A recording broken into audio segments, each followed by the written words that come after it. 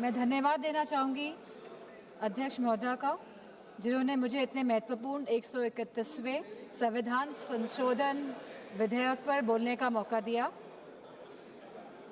सबसे पहली बात जो मैं रखना चाहूँगी, जो सत्ता पक्ष है वो जिस तरह की भूमिका बना रहा है कि विपक्ष लोग आरक्षण के साथ नहीं है, महिलाओं के आरक्षण के साथ नहीं है, जिस तरह की भ्रांति और भ्रम फैलाने का काम कर रही है सत्ता पक्ष के लोग, तो मैं उन लोगों से कहना चाहूँगी कि 2023 में जब नारी शक्ति वंदन अधिनियम बिल पास हुआ था तो पक्ष और पूरा विपक्ष एक साथ होकर इस बिल को हम लोगों ने पास कराया था और ये सर्व सहमति के साथ पास हुआ था। लेकिन जो ये अब संशोधन लाया जा रहा है, तो आखिरकार सरकार क्या चाहती है? क्या सरकार वाकई में महिलाओं का सशक्तिकरण चाहती है या इस विधेयक को लाकर, इस संशोधन को लाकर वो खुद के सशक्तिकरण के तरफ काम कर रही है? जब 2023 में विधेयक आया था तब स्पष्ट रूप से लिखा गया था कि जनगणना होगी और समाजवादी पार्टी का ये पक्ष था कि जातिगत जनगणना हो। और कल होम मिनिस्टर साहब ने भी ये बात कही है कि जनगणना कराएंगे, अभी वो घरों की गिनती कर रहे हैं, पिछले 3 सालों में खाली वो घरों की गिनती कर पाए हैं। तो जनगणना होगी, जातिगत जनगणना होगी, उसके बाद परिसीमन होगा और आरक्षण लागू होगा। तो सभी लोग इस बात से सहमत थे।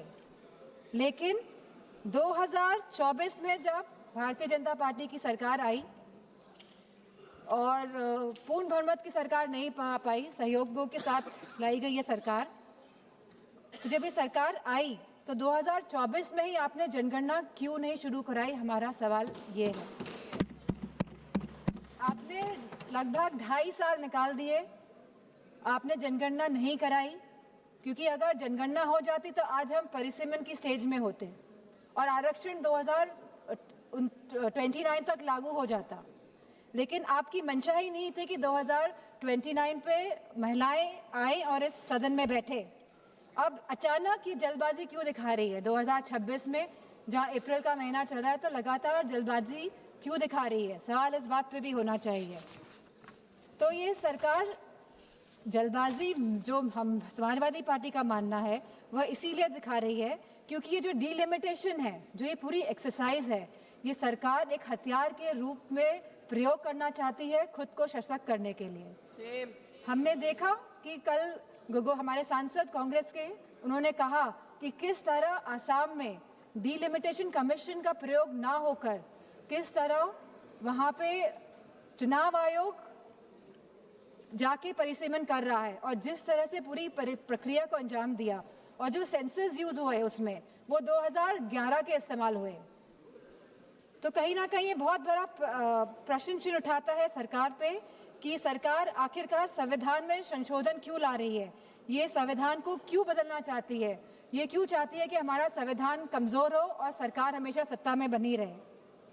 हमारे संस्थापक आदरणीय श्रद्धेय नेताजी ने जब उत्तर प्रदेश में पहली बार महिला आरक्षण लागू किया पंचायती राज में, तब जहां SC/ST महिलाओं को आरक्षण मिला, वही हमारी OBC महिलाओं को भी आरक्षण मिला और हमारी जनरल कैटेगरी की महिलाओं को भी आरक्षण मिला। अब समाजवादी पार्टी चाहती है कि इस आरक्षण में हमारी अल्पसंख्यक महिलाओं को भी आरक्षण मिले। आप क्यों आधी आबादी में बंटवारा करना चाहते हैं? आप क्यों नहीं चाहते हैं कि महिलाएं आगे बढ़े, हर वर्ग की, हर समाज की, हर धर्म की महिलाएं आगे बढ़े? आज हमारी यह मांग है कि आप OBC महिलाओं को भी आरक्षण दें और हमारी अल्पसंख्यक महिलाओं को भी आरक्षण दें। अल्पसंख्यक महिलाओं से तो किसी तरह का द्वेष, किसी तरह की चिढ़ है सामने बैठे हुए लोगों को, लेकिन मुझे पूरा भरोसा है कि जो हमारे यूपी के सांसद हैं भारतीय जनता पार्टी के, वो OBC महिलाओं के लिए मना नहीं करेंगे। तो वाकई में अगर आपको संशोधन लाना था, अगर आपको कॉन्स्टिट्यूशनल अमेंडमेंट करना था, तो आप इस बात का मेंटेन करते कि आप OBC महिलाओं को आरक्षण देने का काम करेंगे।